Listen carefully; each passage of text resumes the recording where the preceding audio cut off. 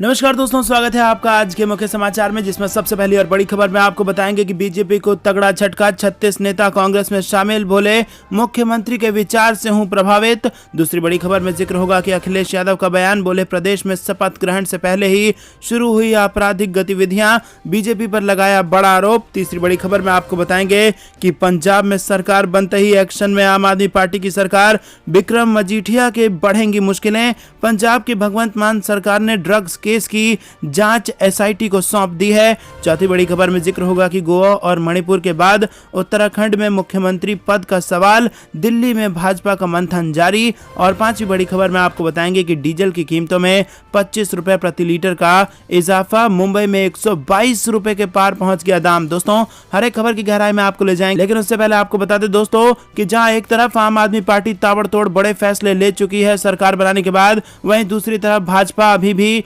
मुख्यमंत्री का शपथ नहीं दिला पाई है और 4 राज्यों में यह भी नहीं तय कर पाई है कि कौन मुख्यमंत्री होगा। तो दोस्तों, आपको किसका काम पसंद आया कमेंट में जरूर बताइए। वीडियो को लाइक करना मत भूलिएगा और अगर चैनल पर नए हैं तो लाल बटन को दबा के चैनल को सब्सक्राइब कीजिए, घंटी बजाकर कमेंट में लिखिए जय हिंद। दोस्तों, रुक करते हैं सबसे पहली और बड़ी खबर की तरफ। बीजेपी को तगड़ा झटका, 36 नेता कांग्रेस में शामिल, बोले मुख्यमंत्री के विचार से हूं प्रभावित। जी हां दोस्तों, अगले साल राजस्थान विधानसभा में चुनाव होना है और चुनाव से पहले ही दल बदल का सिलसिला शुरू हो गया है। बीजेपी के 36 से ज्यादा कार्यकर्ता और नेता कांग्रेस में शामिल हुए हैं। कोटा उत्तर से विधायक और गहलोत कैबिनेट में संसदीय कार्य मंत्री शांति धारीवाल की मौजूदगी में 36 से ज्यादा नेता और कार्यकर्ताओं ने कांग्रेस पार्टी की सदस्यता ग्रहण कर ली है। वहीं अभी कई बीजेपी कार्यकर्ता कांग्रेस में आने को तैयार हैं।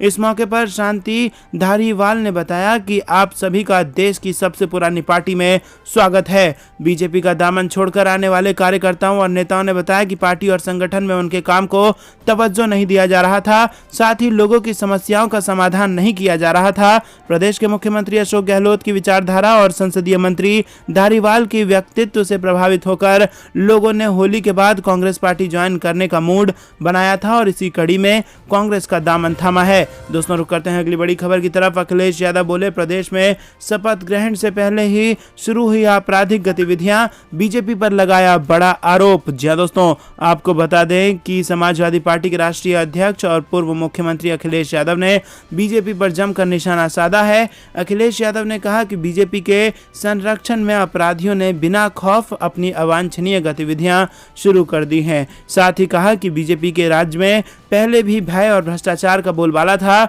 और अब तो दोबारा सत्ता में आने से असामाजिक तत्वों को अहंकारी नेतृत्व का भी साथ मिल गया है। सपा अध्यक्ष ने कहा कि बीजेपी सरकार की वापसी पर बुलडोजर पर हुड़दंगियों ने बारात निकाली, पुलिस मूक दर्शक बनी रही। राज्य में दोबारा छल बल से आई बीजेपी सरकार से जनता की उम्मीदों पर पानी फिरा और चारों ओर निराशा का कोहराम है। अभी तो शपथ भी नहीं हुई है, आम आदमी का जीना मुश्किल हो गया है। दोस्तों, रुक करते हैं अगली बड़ी खबर की तरफ। विक्रम मजीठिया की बढ़ेंगी मुश्किलें, पंजाब की भगवंत मान सरकार ने ड्रग्स केस की जांच एसआईटी को सौंपी। जी हां दोस्तों, अकाली नेता विक्रम सिंह मजीठिया से जुड़े ड्रग्स केस की जांच के लिए पंजाब की भगवंत मान सरकार ने एसआईटी का गठन किया है। पंजाब के डीजीपी वीरेश कुमार भावरा ने कहा कि शिरोमणि अकाली दल नेता विक्रम सिंह मजीठिया से जुड़े ड्रग्स मामले की जांच के लिए एआईजी एस राहुल की अध्यक्षता में 4 सदस्यों वाली एक नई एसआईटी टीम का गठन किया है। जांच ब्यूरो के वरिष्ठ अधिकारी जांच की निगरानी करेंगे।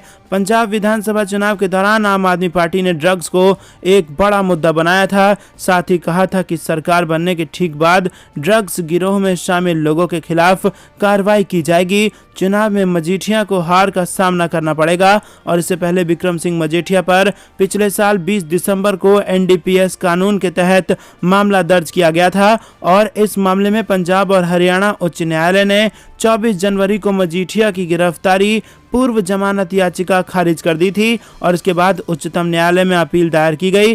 पंजाब विधानसभा चुनाव की वजह से विक्रम सिंह मजीठिया की गिरफ्तारी पर सुप्रीम कोर्ट ने 23 फरवरी तक रोक लगा दी थी। दोस्तों, रुक करते हैं अगली बड़ी खबर की तरफ। गोवा और मणिपुर के बाद उत्तराखंड में मुख्यमंत्री पद पर सवाल, दिल्ली में भाजपा का मंथन जारी। जी हां दोस्तों, 4 राज्यों में दोबारा सरकार बनाने की तैयारी कर रही भारतीय जनता पार्टी में मणिपुर, उत्तराखंड और गोवा में मुख्यमंत्री के नाम पर मंथन जारी है।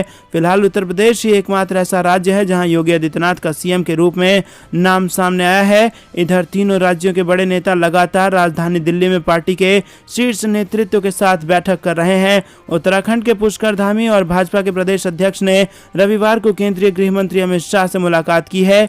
समाचार एजेंसी ANI के अनुसार धामी ने कहा कि सरकार गठन की प्रक्रिया जारी है। भाजपा का केंद्रीय नेतृत्व फैसला लेगा। गोवा के प्रमोद सावंत और मणिपुर के N बीरेन सिंह की तरफ से भी यही प्रतिक्रिया मिली है। दोस्तों रुक करते हैं अगली बड़ी खबर की तरफ। डीजल की कीमतों में 25 रुपए प्रति लीटर का इजाफा। मुंबई में 122 रुपए के पार पहुंच गया दाम। जी हां दोस्तों, थोक उपभोक्ताओं के लिए डीजल कीमतों में 25 रुपए प्रति लीटर की बढ़ोतरी हुई है। सूत्रों ने यह जानकारी देते हुए बताया कि थोक ग्राहकों को बिक्री वाला डीजल 25 रुपए प्रति लीटर महंगा हो गया है। अंतर्राष्ट्रीय स्तर पर कच्चे तेल की कीमतों पर 40% के उछाल के बाद ये कदम उठाया गया है।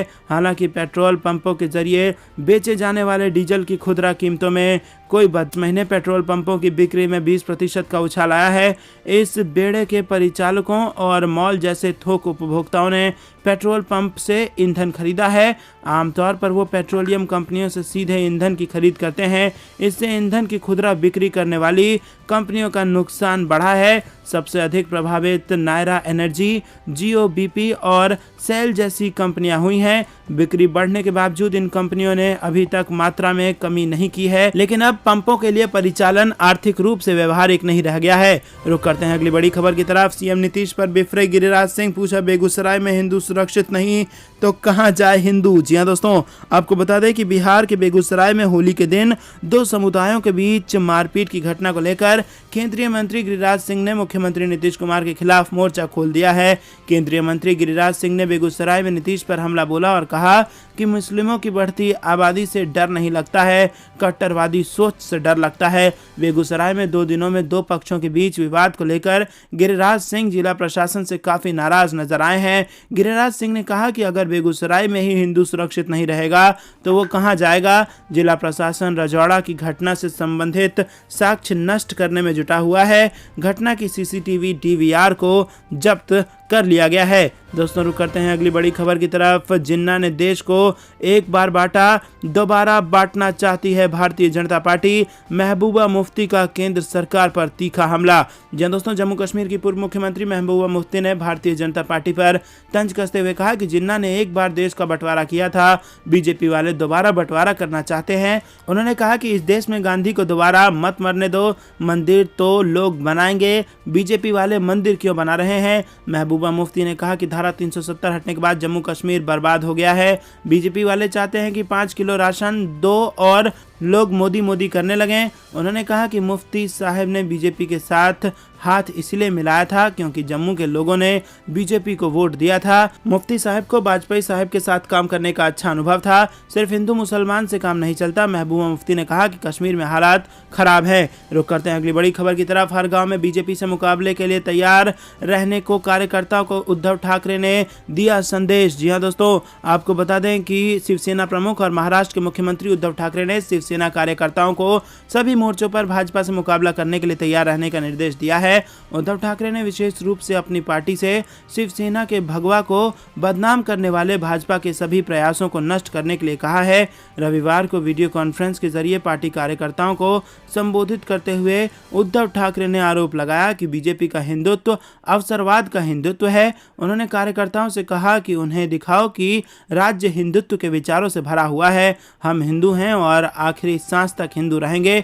पार्टी के कार्यकर्ता सभी गांव तक पहुंचे और उन्हें अपना हिंदुत्व दिखाएं। दोस्तों रुक करते हैं अगली बड़ी खबर की तरफ। उत्तर प्रदेश में 24 मार्च को भाजपा विधायक दल की बैठक। शुक्रवार को होना है शपथ ग्रहण समारोह। जी हां दोस्तों, यूपी में बीजेपी विधायक दल की बैठक अब 24 मार्च को होगी और इस बैठक में विधायक अपना नेता चुनेंगे जो बाद में यूपी के मुख्यमंत्री की शपथ लेंगे। इस बैठक के लिए इस बार अमित शाह को पर्यवेक्षक बनाया गया है और उनके साथ झारखंड के पूर्व मुख्यमंत्री रघुवर दास को भी पर्यवेक्षक बनाया गया है। 25 मार्च को शाम 4 बजे लखनऊ के इकाना स्टेडियम में बीजेपी सरकार का शपथ ग्रहण समारोह है, जिसमें पीएम नरेंद्र मोदी समेत अखिलेश यादव और मायावती तक को आमंत्रित किया गया है।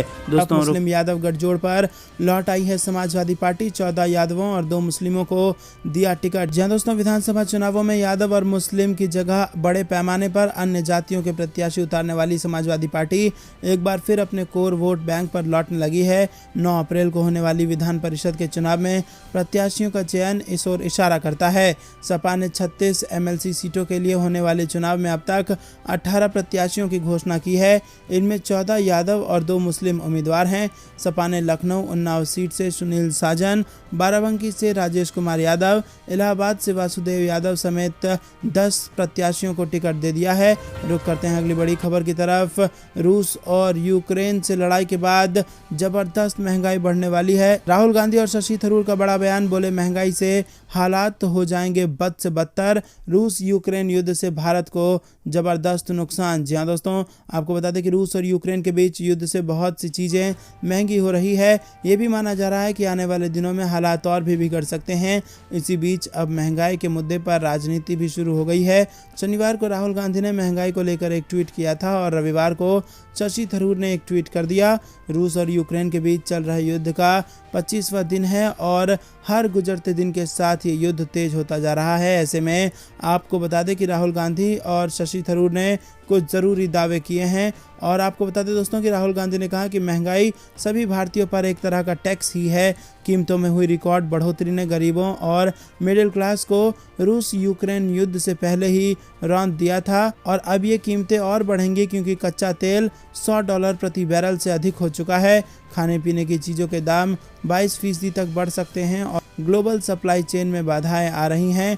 अब सरकार को कुछ करना चाहिए और लोगों की रक्षा करनी चाहिए। और इसी के साथ दोस्तों, अक्सर तमाम मुद्दे पर अपनी राय रखने वाले कांग्रेस के नेता शशि थरूर ने कहा है कि दुनिया भर में करीब 30% गेहूं, 17% मक्का और लगभग आधे से अधिक सूरजमुखी के तेल का निर्यात यूक्रेन और रूस से होता है और युद्ध की वजह से दोनों देशों में इन सब चीज़ों की खेती बहुत अधिक प्रभावित हुई है। रुक करते हैं अगली बड़ी खबर की तरफ। वोट पाने के लिए मोदी सरकार ने लुटा दिया खजाना, बनाई ऐसी योजना कि बेतहाशा बढ़ गया राजकोषीय घाटा। यशवंत सिन्हा का बयान। जी हाँ दोस्तों, पूर्व केंद्रीय वित्त मंत्री यशवंत सिन्हा का मानना है कि नरेंद्र मोदी सरकार द्वारा कल्याण योजनाओं पर भारी खर्च की वजह से राजकोषीय स्थिति पर काफ़ी बुरा असर पड़ा है और राजकोषीय घाटा असामान्य रूप से काफ़ी ऊंचे स्तर पर पहुंच गया है। सिन्हा ने कहा कि यह हैरानी की बात है कि किसी को भी सरकार की राजकोषीय स्थिति की चिंता नहीं है, सरकार को खुद भी नहीं है। रुक करते हैं अगली बड़ी खबर की तरफ। केजरीवाल का बयान, बोले पंजाब में आम आदमी पार्टी ने शुरू कर दिया है काम, लेकिन 4 राज्यों में सरकार बनाने के लिए झगड़े कर रही है भाजपा। जी हाँ दोस्तों, पंजाब में अपनी शानदार जीत के बाद आम आदमी पार्टी की नज़र गुजरात चुनाव पर टिकी हुई है। इसके अलावा अरविंद केजरीवाल की अगुवाई वाली पार्टी ने अगले साल आदिवासी बहुल राज्य छत्तीसगढ़ में भी विधानसभा चुनाव लड़ने का फैसला किया है। वहीं दूसरी तरफ पंजाब में मान सरकार मंत्रिमंडल के गठन के साथ ही एक्शन में आ गई है। उन्होंने 25,000 नौकरियों का रास्ता साफ करते हुए कई फैसले लेने शुरू कर दिए हैं। और इस बीच दिल्ली के मुख्यमंत्री और आम आदमी पार्टी के संयोजक अरविंद केजरीवाल पंजाब के विधायकों के साथ वर्चुअल बैठक उन्होंने की और इस बैठक में पंजाब के मुख्यमंत्री भगवंत मान और आम आदमी पार्टी नेता राघव चड्ढा भी उपस्थित रहे। बैठक के दौरान केजरीवाल ने मान के काम की सराहना करते हुए कहा कि भगवंत मान ने 16 तारीख को शपथ ली, 3 दिनों में ही लोगों को काम करके दिखाया। पुराने मंत्रियों की सुरक्षा हटाकर उसे जनता के लिए लगाया। अक्टूबर में फसलें बर्बाद हुई थी, उसका मुआवजा किसानों की जेबों में पहुंच गया और 3 से 4 दिनों में किसानों को उसका चेक मिलेगा। जी हाँ दोस्तों, आपको बता दें कि ये बेहद बड़ी खबर निकल के आ रही है। आम आदमी पार्टी विधायकों से वर्चुअल मीटिंग में बात करते हुए आम आदमी पार्टी के राष्ट्रीय संयोजक अरविंद केजरीवाल ने कहा कि पंजाब में एंटी करप्शन हेल्पलाइन शुरू की गई है, 25,000 नौकरियों का ऐलान किया गया है। इससे लोगों की हमसे उम्मीदें और अब जो उम्मीद थी वो विश्वास में बदलती जा रही है। रुक करते हैं अगली बड़ी खबर की तरफ। द कश्मीर फाइल्स पर संजय राउत का बड़ा बयान, कहा कश्मीर जैसे मुद्दे पर राजनीति करना ठीक नहीं। जी हाँ दोस्तों, जब से कश्मीरी पंडितों के पलायन और उनके दर्द पर film the Kashmir files release हुई है, तब से पूरे देश में इसे लेकर बहस तेज हो गई है। एक तरफ रहा है तो वहीं दूसरी तरफ इस फिल्म का भारी विरोध भी किया जा रहा है। अब शिवसेना नेता संजय राउत ने भी इस फिल्म को लेकर बड़ा बयान दिया है। शिवसेना नेता संजय राउत ने कहा है कि कश्मीर जैसे संवेदनशील मुद्दे पर राजनीति करना कतई सही नहीं है। शिवसेना नेता से इस संबंध में सवाल पूछे गए थे। उन्होंने कहा कि कश्मीर को इन चीज़ों से अलग रखा जाए। संजय राउत ने कहा कि कश्मीर फाइल सिर्फ एक फिल्म है। मुझे नहीं लगता कि इससे किसी भी पार्टी को आने वाले चुनावों में किसी तरह का फायदा मिलेगा। संजय राउत ने कहा कि जब तक चुनाव आएंगे तब तक फिल्म भी चली जाएगी। उन्होंने कहा कि कश्मीर एक संवेदनशील मुद्दा है, इसीलिए इस पर राजनीति करना सही बात नहीं है। गौरतलब है कि फिल्म द कश्मीर फाइल्स को लेकर सभी दलों के नेता विवाद में कूद पड़े हैं और एक तरफ बीजेपी इस फिल्म का आक्रामक प्रचार कर रही है तो दूसरी ओर अन्य दलों के अल्पसंख्यक नेता इस फिल्म का सीधा विरोध कर रहे हैं। रुख करते हैं अगली बड़ी खबर की तरफ, जो कि बिहार से आ रही है। तेजस्वी यादव को विरासत सौंपेंगे शरद यादव। 25 साल पहले अध्यक्ष पद की लड़ाई में लालू पर पड़े थे भारी। जी हाँ दोस्तों, बिहार की राजनीति में एक बार फिर बड़ा उलटफेर होने जा रहा है। 2018 में नीतीश कुमार से अलग होकर अलग पार्टी बनाने वाले शरद यादव अब लालू यादव के साथ होने जा रहे हैं और उनकी पार्टी लोकतांत्रिक जनता दल का आरजेडी में विलय हो जाएगा और वो दिल्ली स्थित अपने आवास पर आयोजित कार्यक्रम में आरजेडी में शामिल हो जाएंगे। इस दौरान कार्यक्रम में लालू प्रसाद यादव के बेटे तेजस्वी यादव भी मौजूद रहेंगे। शरद यादव ने आरजेडी में विलय की घोषणा पहले ही कर दी थी और उन्होंने बुधवार को ट्वीट करके ये स्पष्ट कर दिया था। शरद यादव ने कहा था कि ये पूर्ववर्ती जनता दल के अलग अलग संगठनों को एक साथ लाने के उनके प्रयासों का हिस्सा होगा। दोस्तों रुक करते हैं अगली बड़ी खबर की तरफ। उत्तराखंड मुख्यमंत्री को लेकर बड़ी हलचल, विधायक दल की बैठक टली। आला कमान ने पुष्कर धामी, मदन कौशिक को किया दिल्ली तलब। जी हाँ दोस्तों, उत्तराखंड में बीजेपी सीएम पद की जिम्मेदारी किसे देगी, ये सवाल सभी के मन में है और अभी भी इस राज पर सस्पेंस बना हुआ है। बता दें कि पुष्कर सिंह धामी और मदन कौशिक को अचानक दिल्ली बुलाया गया है। दोनों चार्टर प्लेन से दिल्ली पहुंच गए हैं और इससे पहले पूर्व मुख्यमंत्री त्रिवेंद्र सिंह रावत को शुक्रवार को अचानक पार्टी आला कमान ने दिल्ली आने के लिए बुलावा भेजा। आपको बता दें कि सूबे में सरकार के गठन के लिए रविवार को होने वाली विधायक दल की बैठक भी अब टल गई है और इसका मुख्य कारण दिल्ली से आया बुलावा माना जा रहा है। ऐसे में सवाल यह है कि क्या पार्टी एक बार फिर से 4 साल तक सत्ता संभालने वाले त्रिवेंद्र सिंह रावत के अनुभव को तवज्जो देगी या फिर एक बार फिर चौंकाने वाला फैसला कर सकती है। दोस्तों रुक करते हैं अगली बड़ी खबर की तरफ। चुनाव के लिए तैयारी करें, नेता गुलाम नबी आज़ाद का बड़ा बयान। जी हाँ दोस्तों, परिसीमन आयोग की रिपोर्ट और आगामी विधानसभा चुनाव की सुगबुगाहट के बीच जम्मू कश्मीर में सियासी सरगर्मियां अचानक बढ़ गई हैं। जम्मू में शनिवार को केंद्रीय गृह मंत्री अमित शाह के दौरे के बीच कांग्रेस के वरिष्ठ नेता व जम्मू कश्मीर के पूर्व मुख्यमंत्री गुलाम नबी आज़ाद और पीडीपी अध्यक्ष महबूबा मुफ्ती जम्मू पहुंचे। दोनों ने अपने आवासों पर पार्टी नेताओं से मुलाकात कर विभिन्न मुद्दों पर चर्चा की और आज़ाद ने पार्टी नेताओं को आगामी विधानसभा चुनाव के लिए तैयारियां तेज करने पर जोर दिया। समाजवादी पार्टी की 26 मार्च को लखनऊ में होगी एक महत्वपूर्ण बैठक, सभी सदस्यों की उपस्थिति अनिवार्य। जी हां दोस्तों, समाजवादी पार्टी के नवनिर्वाचित विधायकों और विधान परिषद के मौजूदा सदस्यों की एक महत्वपूर्ण बैठक 26 मार्च को लखनऊ में होनी है। सपा के प्रमुख प्रवक्ता और राष्ट्रीय सचिव राजेंद्र चौधरी ने शनिवार को बताया कि पार्टी के नवनिर्वाचित विधायकों और विधान परिषद के वर्तमान सदस्यों की बैठक 26 मार्च को लखनऊ में पार्टी मुख्यालय पर होगी, जिसमें सभी विधायकों और विधान परिषद सदस्यों की उपस्थिति अनिवार्य है। उन्होंने बताया कि इस बैठक की अध्यक्षता पार्टी के राष्ट्रीय अध्यक्ष और उत्तर प्रदेश के पूर्व मुख्यमंत्री अखिलेश यादव करेंगे। गौरतलब है कि पहले ये बैठक 21 मार्च को बुलाई गई थी, लेकिन विधान परिषद चुनाव के नामांकन की वजह से अब 26 मार्च को ये बैठक होगी। सपा के सूत्र के मुताबिक इस महत्वपूर्ण बैठक में हाल में संपन्न विधानसभा चुनाव में पार्टी की पराजय की समीक्षा के साथ साथ विधान परिषद के स्थानीय प्राधिकारी क्षेत्र के आगामी चुनाव की रणनीति पर व्यापक चर्चा की जाएगी। हाल में संपन्न राज्य विधानसभा चुनाव में समाजवादी पार्टी को 403 में से 111 सीटों पर जीत हासिल हुई थी, जबकि उसके सहयोगी राष्ट्रीय लोक दल को 8 तथा सुहेलदेव भारतीय समाज पार्टी को 6 सीटें प्राप्त हुई थी। दोस्तों रुक करते हैं अगली बड़ी खबर की तरफ। बीजेपी की बी टीम है ओवैसी की पार्टी AIMIM, नहीं हो सकता गठबंधन, शिवसेना नेता संजय राउत का बयान। जी हां दोस्तों, आपको बता दें कि शिवसेना के सांसद संजय राउत ने शनिवार को महाविकास अघाड़ी के साथ AIMIM के गठबंधन के सुझाव को ये कहते हुए खारिज कर दिया कि जो औरंगजेब की मजार के सामने सिर झुकाते हैं वो महाराष्ट्र के आदर्श नहीं हो सकते।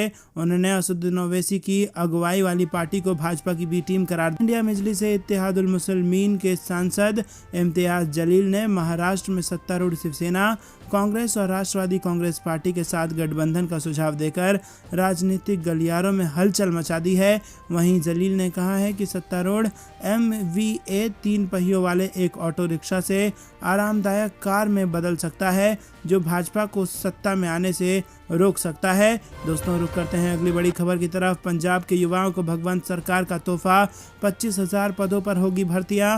पहली कैबिनेट बैठक में इसको लेकर लग गई है मुहर। जी हां दोस्तों, पंजाब में मंत्रिमंडल विस्तार के बाद मुख्यमंत्री भगवंत मान ने अपनी पहली बैठक में बड़ा फैसला कर लिया है। पंजाब की सरकारी विभागों में रिक्त 25,000 पदों पर भर्तियां निकाली जाएंगी और इसमें पुलिस महकमे के लिए 10,000 पद शामिल हैं, जबकि 15,000 अलग अलग विभाग के लिए होंगे। 1 महीने के अंदर खाली पदों पर भर्ती की प्रक्रिया शुरू हो जाएगी। भगवंत मान ने अपने मंत्रिमंडल का गठन कर दिया है और भगवंत मान ने होली की शाम खुद ट्वीट कर अपने मंत्रियों के नाम का ऐलान कर दिया था और पहली बार मुख्यमंत्री बने भगवंत मान ने नए मंत्रिमंडल के हर वर्ग और क्षेत्र को साधने की कोशिश की है। कैबिनेट गठन में माझा और मालवा क्षेत्र का दबदबा भी साफ झलक। तो दोस्तों ये थी दिन में कुछ बेहतरीन और बड़ी खबरें। तक बने रहने के लिए बहुत बहुत धन्यवाद। देख रहे थे आपका अपना चैनल जय हिंद जय भारत।